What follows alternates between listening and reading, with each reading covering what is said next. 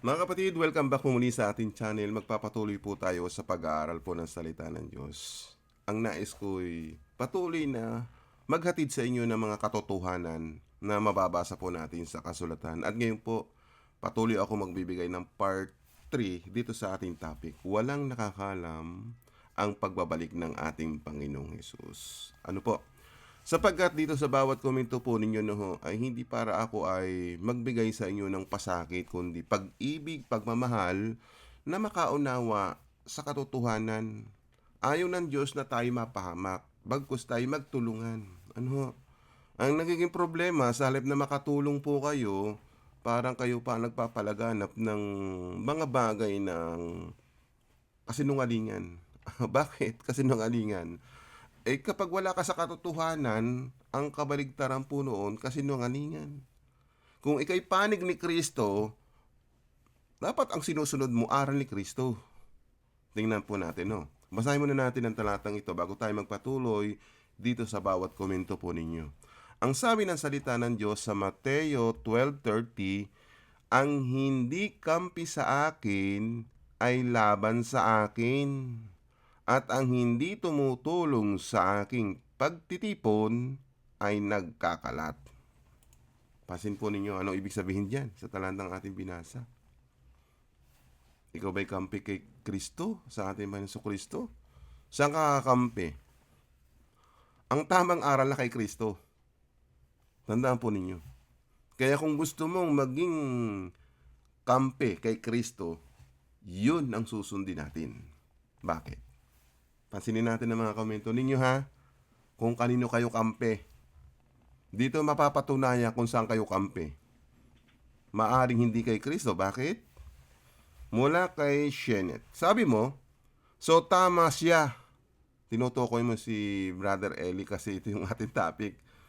Malalim na discussion ito kasi ito ay controversial sa inyo.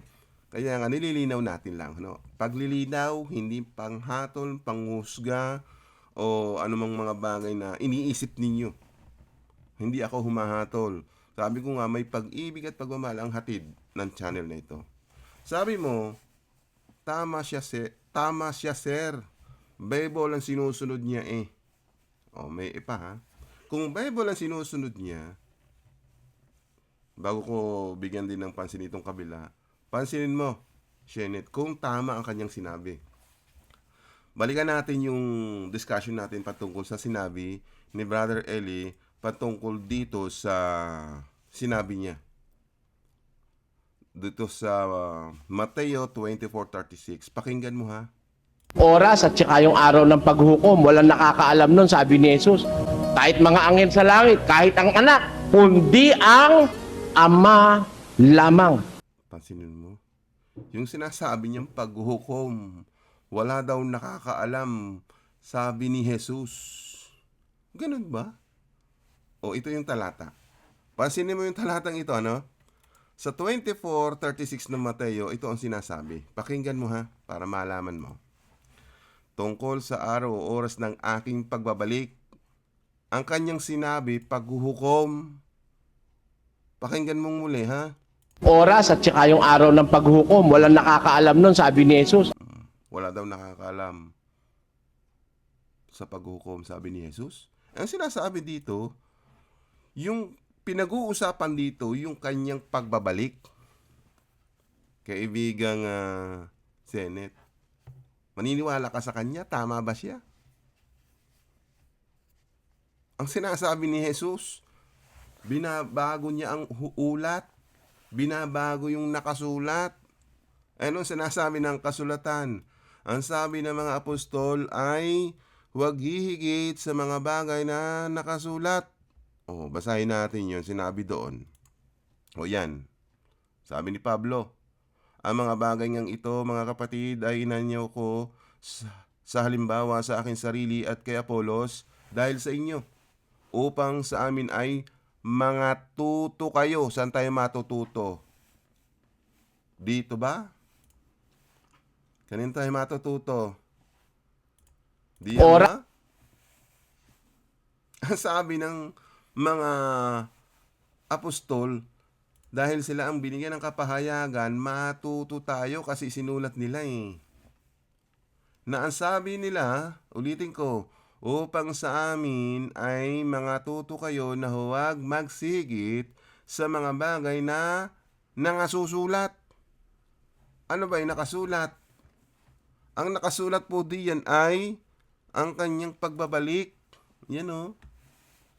Ang sinabi niya, paghuhukom. Paano yun? Binago ang ulat. Binabago yung salita. Paano yan, kaibigan? Bago sasabihin mo, tama siya? Ibig sabihin, hindi ka kampi ni Kristo. Bakit? Ang sabi ni Kristo ay ito, di ba? Kung maliwanag ito sa iyong kaisipan, na kung saan ay sinasabi ni Kristo, o yan. Ang hindi sumasa akin ay laban sa akin. At ang hindi nag-iimpok na kasama ko ay nagsasambulat. O, sa isang salin. Ang hindi kampi sa akin ay laban sa akin. At ang hindi tumutulong sa aking pagtitipon ay nagkakalat. Kasama ka ba ni Jesus sa pagtitipon? Pag kasama ka kay Kristo, sinasabi mo yung totoo. Kung ano yung sinabi ni Jesus, yun din nasasabihin mo. Nakasulat na nga. Malinaw na ba sa'yo? Pag-ibig ko ito sa'yo para hindi ka mapahamak. Kaibigan Sinet, no? O next. Patuloy tayo magbigay ng sagot sa bawat komento ninyo. Mula naman po kay Maros. Okay. Ramos, ano? Ito naman ay mga sasabi ko rin sa iyo ay isang pag-ibig ko sa inyo na kung sana hindi tayo maparusahan ng Diyos, hindi tayo mapahamak, hindi tayo mailigaw ng maling aral. Ano? Pagmamahal ko ito sa inyo, hindi ito para awayin kayo, no? Tandaan mo, narito ako para tumulong sa inyo.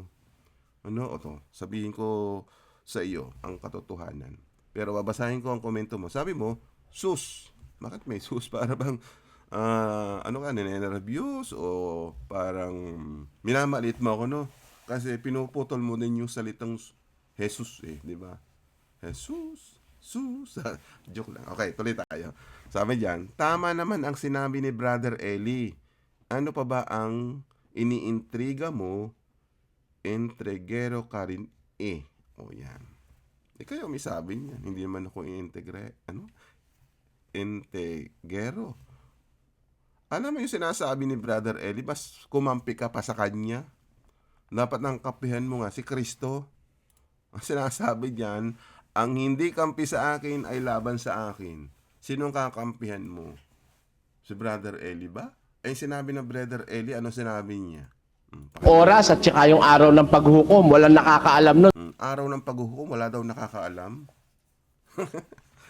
Si Kristo nga ang maghuhukom, paano hindi niya malalaman? Pababasa ko sa iyo, ha? Sa talatang ito, maintindihan mo. Pupuntahan ko yung sinabi ni Pablo sa 2 Timoteo 4:1. Ipinagbibilin ko sa iyo sa paningin. O, paningin ha? Ibig sabihin, sino yon? Ng Diyos Ama, at ni Kristo Jesus, o di mag-ama. Malinaw po ba? Kasi ang sasabihin nito ay, hindi alam daw ni Jesus. Oras at saka yung araw ng paghukom, walang nakakaalam nun, sabi ni Jesus. Walang nakakaalam, sabi ni Jesus. Tuloy. Kahit mga anghel sa langit, kahit ang anak, kundi ang ama lamang. Kung ang ama lamang ang nakakaalam, dito, sa paningin nga di alam din ni Kristo. Nagiget nyo ba ang aking sinasabi? Nasabi dito na siyang huhukom. Oh. Ayun sabi dito, ang maghuhukom lang iba yung ama. Kasi hindi alam ni Kristo. Oras at saka yung araw ng paghukom, walang nakakaalam nun, sabi ni Jesus. Wala daw nakakaalam. Hindi alam ni Kristo. Kaya nga, binabago kasi yung ulat Binabago yung nakasulat. Sa halip na pagbabalik, ang kanyang sinabi, paghuhukom. Kaya doon kayo malilito. Kaya, Marosi. Yan. Ewan ko po. dito ay isang bagay na matulungan ko po kayo, no? Don't judge me. Hindi ko naman din kayo minahatulan eh. Nagtutulungan tayo sa mga bagay ng espiritual makaunawa. Kaya nga ang sabi ni Kristo, ang kampi sa akin ay sumusunod sa akin. Kanino ka ba sumusunod? Kay Brother Eli o kay Kristo? Tandaan mo. Kaya lahat ng sinasabi ko dito, huwag kayo susunod sa akin kasi ako sumusunod kay Kristo. Lahat ng sinasabi ko, kung ano yung naririnig ninyo, kay Kristo kayo bumaling, hindi sa akin. Malinaw po ba? Oh. May programa siya. Oh. Magtanong kayo kay Brother Eli. Sasagot ang Biblia. Magtanong tayo kay Kristo. Sasagot ay ang Diyos, ang Ama. Ganyan dapat.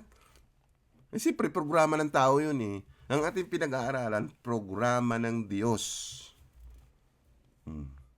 Binibigyan mo pa ako ng ganitong parang integregero, iniintriga. Hindi ko sila iniintriga. Naglilinaw tayo ng mga bagay na nakasulat. Ano ba yung pagbabalik niya? Di ba? Sa pagbabalik niya ay ito. Balikan natin yung sinabi ni Jesus sa Mateo 24:36. Sa pagbabalik niya, ano ba ang gagawin niya? Di ba? Doon sa part 2, may nagsabi, magpa-passion show daw, hindi raw ganun, para daw mag-passion show. Ay dito, alamin natin, sa pagbabalik ni Kristo ay ito. Hindi pa yung sinasabi nila na paghuhukom. Sinabi nila paghuhukom. Hindi naman pa paghuhukom. Hindi ka ba ililigtas? Magkakaroon muna ng pagliligtas bago dumating ang paghuhukom. Kasi, tamo ha, tuloy mo lang muna sa 37. Sabi diyan kung ano ang mga ginawa ng mga tao noong panahon ni Noe, ay ganoon din ang gagawin ng mga tao sa pagdating ko na anak ng tao. Ano ba ang ginagawa ni Noe? Gumagawa ng tao, nagpi-prepare. Kasi bago dumating ang baha ng gunaw o yung judgment sa tao, ay siyempre, ililigtas ka muna.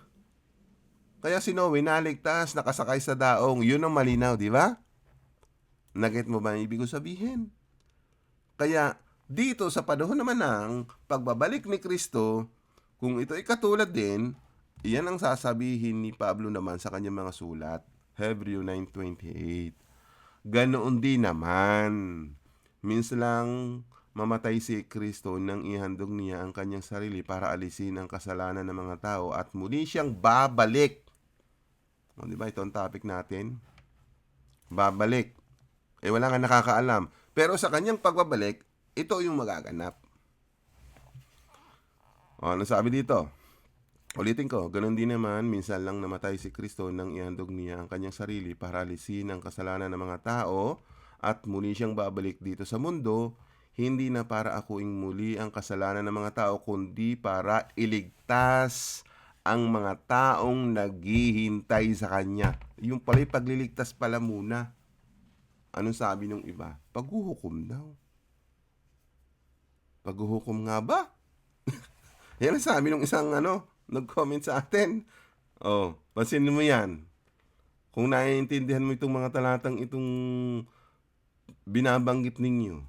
Yan doon sa parto, binanggit ko rin ito eh. Ang sabi niya, meaning, pag bumalik na daw si Jesus, judgment na. O yan, nakalagay diyan. Ang inyong kaisipan, ganun pala. Wala kayo sa kaisipan ni Kristo. Wala kayo sa paraan ng plano ng Diyos. Kayo ang gumagawa ng sarili ninyong kaisipan. Kaya nga ang sabi ng salita ng Diyos, huwag kang magkakaroon ng mga bagay na kaisipan na totoong matayog. Taas-taas ng inyong kaisipan. Ikaw, kalma ka lang. Tingnan mo yung mga plano ng Diyos. O, basahin natin.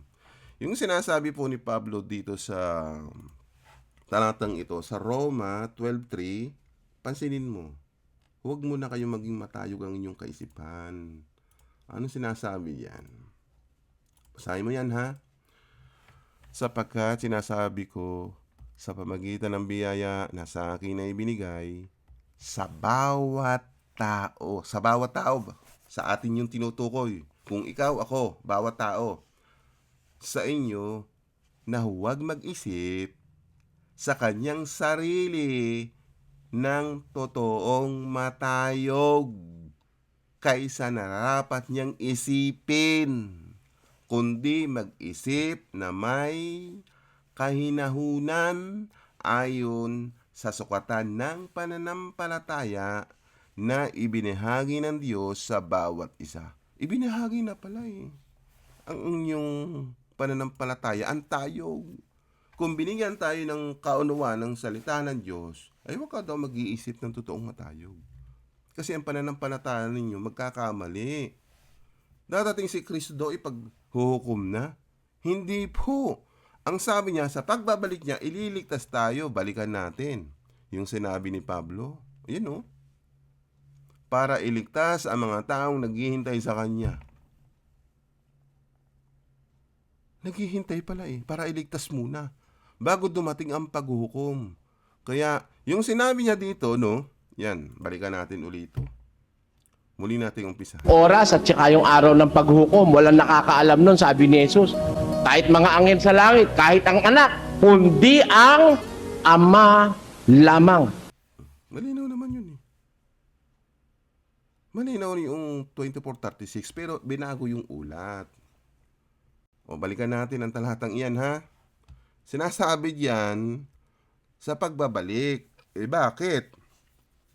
Kaya nga sinasabi dito, yung kapanahon ni Noe, nung ginagawa ni Noe, nagpe-prepare bago sumakay ng daong. Sabi dito, noong mga araw na yon, bago bumaha, ay siyempre, bago magkaroon ng judgment, bago bumaha, nakapaghanda na si Noe, kasi inutusan si Noe na gumawa ng daong nung ng barko. Kasi yung daong o barko, isa yun, kasi sasakyang dagat. Ano mga nakasakay doon? Ay hindi lang mga tao, pati hayop, para iligtas, kasi nga buong mundo'y lulubog sa pamagitan ng tubig o baha. Naget mo ba? Ay sa panahon ni Kristo, iba na. Apoy na.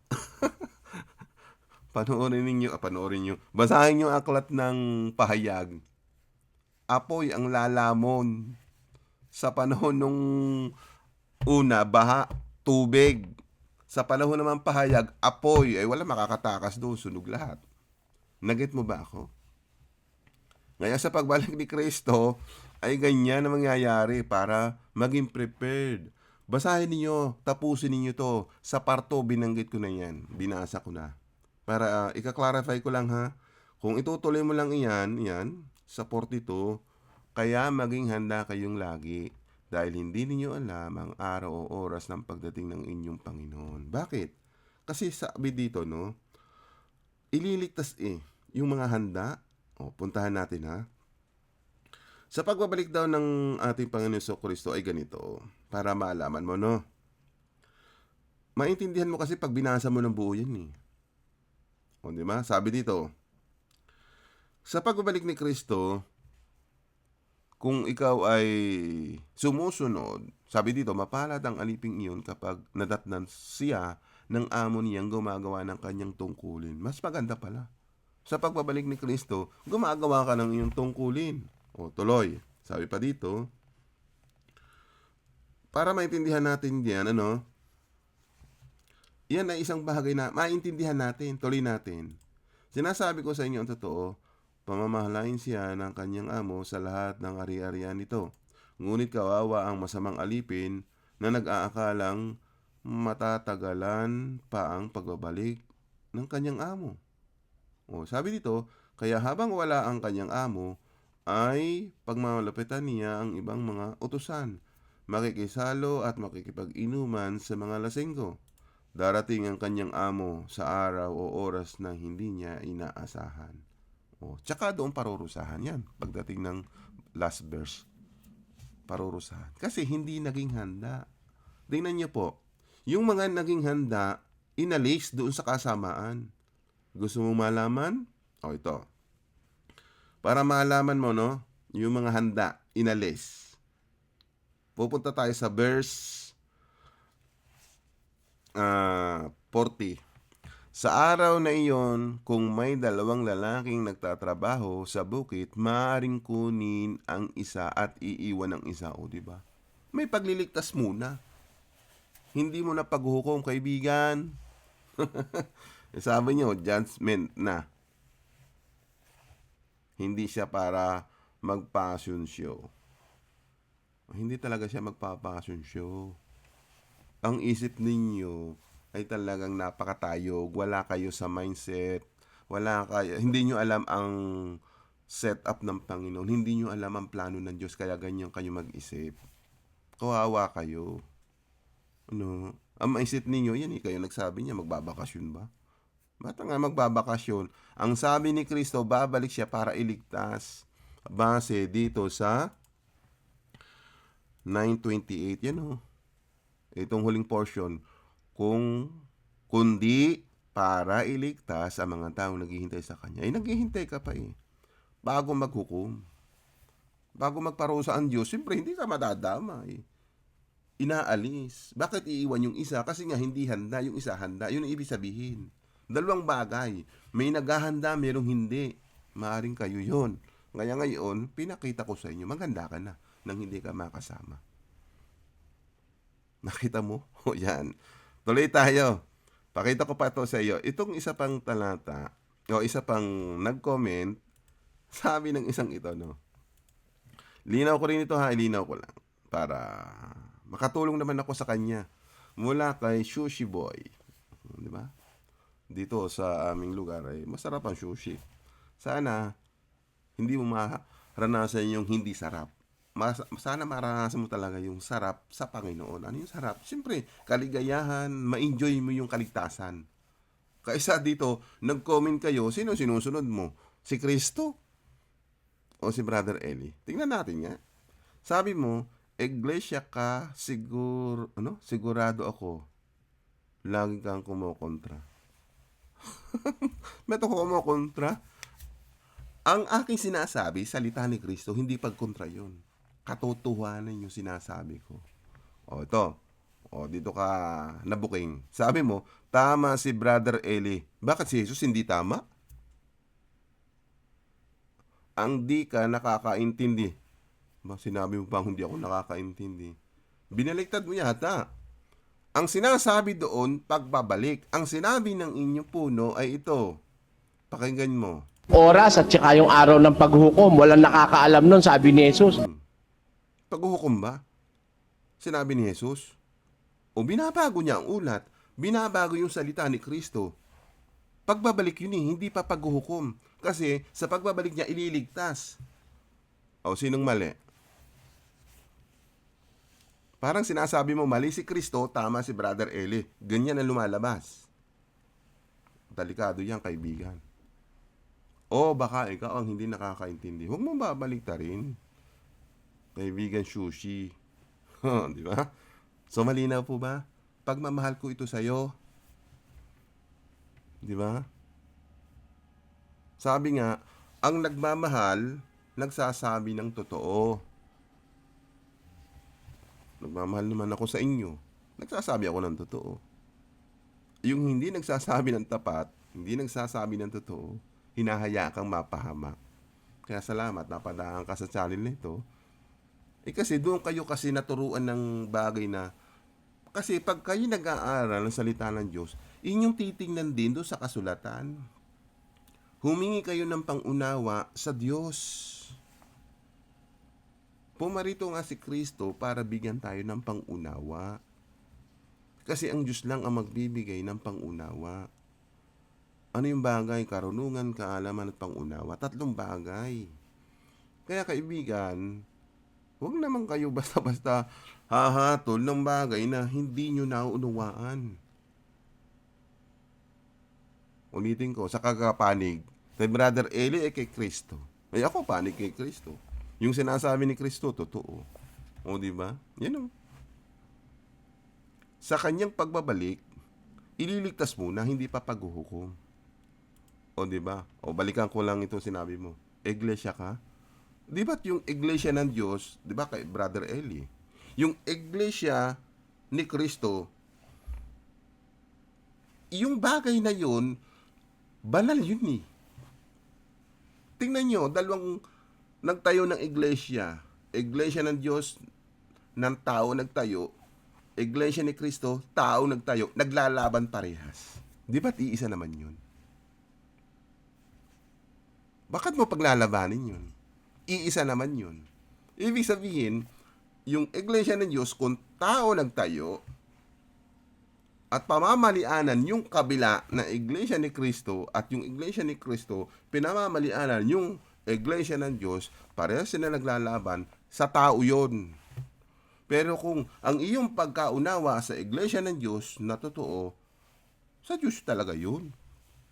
Hindi gawa-gawa ng tao yun. At yung iglesia ni Kristo, totoo yun. Huwag mong paglalabanin, magkaisa yun. Dapat nga sila magkakampi, hindi magkaaway. Yan sinasabi mo, iglesia ka, siguro. Parang tinutukoy mo yung ako'y INC. Hindi. Wala akong inaanibang kahit anong iglesia. Maliban sa iglesia na itinayo ng Diyos. Kasi ang Diyos na nagtayo, hindi tao. Yan, kaibigan. Okay na po ba? Sana maintindihan mo itong mga komento na kung saan ay nagre-react ako para ilinaw sa inyo, ihatid ang katotohanan. Mahal ko kayo, no? Huwag tayo mag-away. Narito tayo para maglinaw, mag-unawaan. Magtulungan tayo. Balikan ko yung talatang ito, no? Ang sabi po dito ng ating Panginoon Kristo para maging malinaw po sa lahat, ang hindi suma sa akin ay laban sa akin. Tandaan mo yan, ha? Dito sa mga komento na nabanggit ko, no? Kay Sushi Boy, dun sa lahat ng mga nagalit sa akin, banggit dun sa nag-unsubscribe, mahal ko kayo. Pwede naman kayo bumalik eh. Para magtulungan tayo. Kasi yung pinaniniwalaan ninyo, akala nyo totoo, baka hindi eh. Kayo mismo mag-analyze. Ano ha? Mag-analyze kayo. Magtulungan tayo. Magmahalan tayo. Di ba? Katulad nga ni Jesus, kaaway si Pablo. Paano sila nagkasundo? Nagpakilala si Kristo. Doon sa road of Damascus. Ano sabi ni Jesus? Di ba? Sinalubong si Pablo. Nagtanong si Pablo, Panginoon, sino po kayo? Ako ang Jesus na yung pinag-uusig. Di ba? Doon nagsimula. Pumunta doon sa bayan ng Damascus at pinakilala. Sabi doon kay Ananias, tinawag ko siya. Puntahan natin ang talatang yun na para malaman mo yung tungkulin na ibinigay ni Kristo kay Pablo. Sabi diyan, no? Puntahan natin yan. Gawa 9:15. Dadapat sinabi sa kanya ng Panginoon, pumaroon ka, sapagkat siya'y sisidlang hirang sa akin upang dalhin ang aking pangalan sa harapan ng mga hintil at ng mga hari at ng mga anak ni Israel. So yan. Kaya dito, no, yung mga kumalaban sa akin, pinaratangan ako ng masama, mahal ko kayo. Hindi ko kayo ginagantihan ng masama. Ang sabi nga ng salita ng Diyos, huwag mong gantihan ng masama ang gumagawa sa iyo ng masama. Di ba? Kundi pagpalain pa natin. Kaya panalangin ko sa inyo, makaunawa po kayo para tayo sama-samang magpakilala kay Kristo. Kung paanong tinawag si Pablo na dating masama, na ngayong gumagawa na ng mabuti, pinapakilala si Kristo. Kaya bago ikaw mangaral, huwag mong ipakilala sarili mo si Kristo. Okay na po ba yun? So salamat. Huwag kang makalimot na mag-like, mag-subscribe, i-share mo rin ang video ito, makakatulong ka pa sa channel na ito. Hindi lang sa channel na ito, maging kay Kristo. Kaya nga, kung kakampi mo si Kristo, hindi ka niya kalaban. Pero, kung kalaban ka, ano sabi dito muli? Balikan natin ito, ang talatang ito. Ang hindi sumasa akin ay laban sa akin at hindi nag-iimpok nag-iimpok na kasama ko ay nagsasambulat. Sa isang salin naman ay yan, ang hindi kampi sa akin ay laban sa akin yan, di ba?